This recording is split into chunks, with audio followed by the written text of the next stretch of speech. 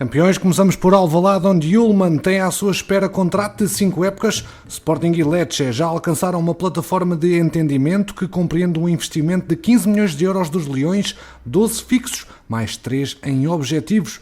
O passo seguinte foi então encontrar consenso entre a SAD e dinamarquês, algo que está cada vez mais perto de acontecer.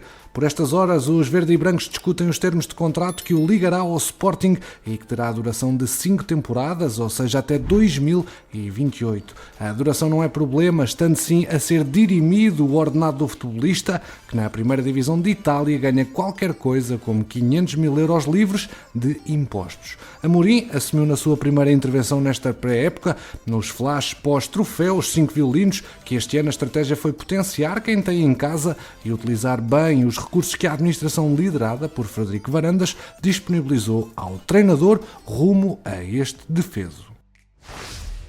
Outro processo é o de Chermiti. Sporting e Everton estão perto de chegar a um acordo para concretizar a transferência para o emblema de Liverpool, curiosamente o próximo e último adversário dos Leões nesta pré-época. A verdade é que até agora chegou aos escritórios da SAD através de um empresário que não o do avançado, uma proposta de 15 milhões de euros por 90% dos direitos, prometendo os Toffees dar mais 5 mediante variáveis, que é como quem diz objetivos. Ora, este facto apanhou Youssef de surpresa, que soube da existência do interesse do Everton depois do treino de ontem na academia. À tarde, devidamente informado, percebeu o projeto e mostrou-se inclinado em sentar-se à mesa para o discutir, pés a cobiça de outros emblemas como o Wolverhampton, mas também o Bournemouth. Só que nos bastidores entraram em cena várias forças que reclamavam a exclusividade das negociações por Chermiti, facto que ainda fez com que a proposta citada pudesse voltar atrás. Depois de algum impasse, o diálogo serenou e houve a promessa de trabalhar em cima dos números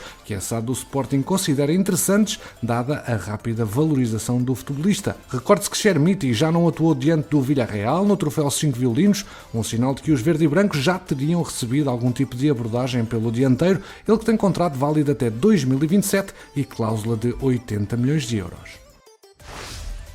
Quanto ao Futebol Clube do Porto, já vamos dar desenvolvimentos sobre o dossiê de Alan Varela, mas os portistas estão a estudar seriamente a hipótese de passar das intenções aos atos para resgatar Pedro Malheiro e Bruno Onyemaechi, respectivamente, lateral direito e esquerdo que alinham ao serviço do vizinho Boa Vista. O jornal O Jogo escreve que os nomes de ambos os jogadores estão referenciados pela estrutura do futebol azul e branco, sendo que até ao momento ainda não foi realizado qualquer avanço formal. Quanto aos próprios atletas, pode ler-se, veriam bons olhos a oportunidade de dar o salto do Bessa para o Dragão, isto apesar de estarem cientes de que não seria fácil agarrarem um lugar no plantel às ordens de Sérgio Conceição. Pedro Malheiro, de 22 anos, está no Boa Vista desde 2017, quando foi recrutado às camadas jovens do Vila Verdense. Já Bruno Onyemaechi foi adquirido pelos achadrezados ao Farense na temporada passada. Vamos então para a última exigência do Boca por Alan Varela. O Futebol Clube do Porto não desarma, o Boca Juniors resiste. Continua o braço de ferro entre os clubes no que ao dossiê de Alan Varela diz respeito, sendo que agora está em causa o aumento do valor a receber pelos argentinos no contrato por objetivos que o médio terá caso vista de azul e branco. A exigência chinesa está fixada nos 450 mil euros, valor que se apresenta como uma espécie de última barreira na luta intensa que tem sido travada pela SAD portista.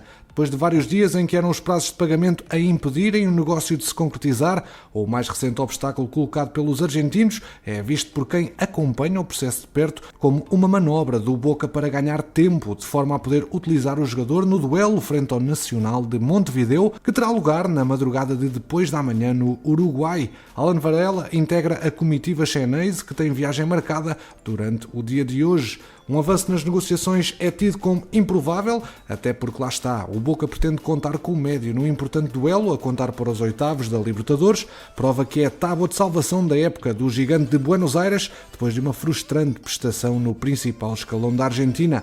Perante tudo isto, o Futebol Clube do Porto mantém-se firme naquilo que tem sido um verdadeiro jogo de paciência contra uma direção argentina que se mostra disposta a tudo para salvaguardar os seus superiores interesses.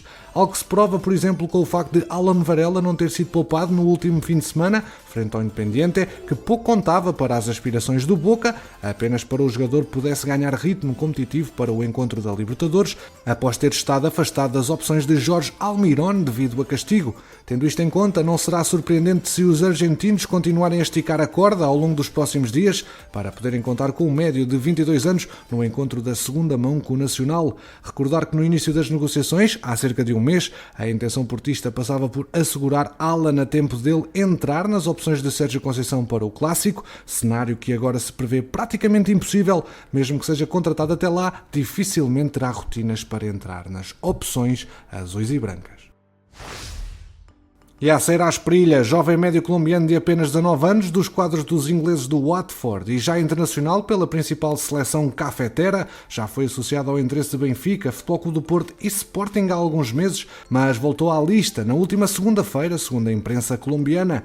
Asprilla tem sido muito recentemente apontado ao Real Madrid, mas o jornalista argentino Cristian Martín, em declarações ao Alto Futebolero da Colômbia, voltou a garantir que houve interesse de emblemas lusos na joia colombiana, dando conta de que tanto Futebol Clube do Porto como o Sporting se inteiraram das condições para garantir o concurso de Asprilla, tal como os ingleses do Brighton e o campeão italiano Nápoles. Mas o futuro de Asprilla está no Real Madrid, assegurou o jornalista. Da Argentina chegam também notícias positivas para o Benfica, mas negativas para o Vélez, um clube num turbilhão. Gianluca Prestiani, uma das maiores promessas do futebol argentino, terá pressionado a direção do clube a aceitar uma transferência para o Benfica, segundo um jornalista argentino próximo ao Vélez. O jogador quer vir para o Benfica em janeiro, quando já tiver completado 18 anos. As normas da FIFA impedem que os jogadores sul-americanos venham para a Europa antes de atingir a maioridade.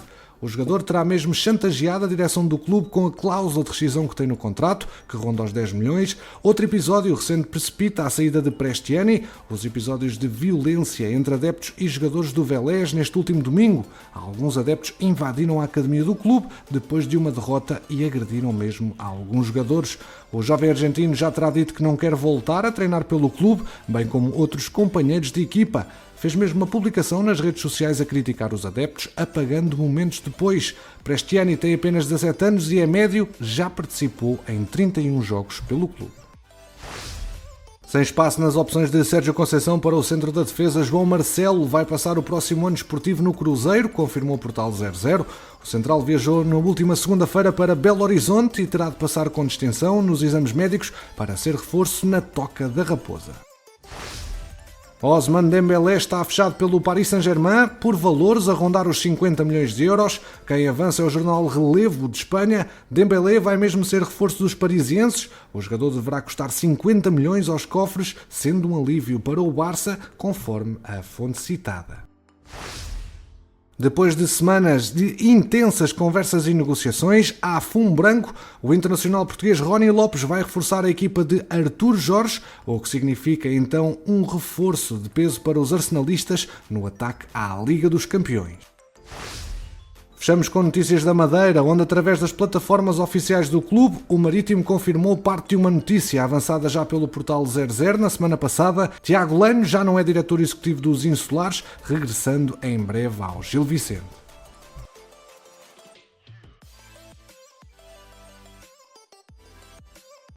Campeões, obrigado pela preferência aqui no MTL. Já sabes que aqui ficas sempre atualizado ao minuto sobre o mercado de transferências. Deixa o teu like, ajuda o projeto a crescer e quanto a nós, vemo-nos no próximo episódio.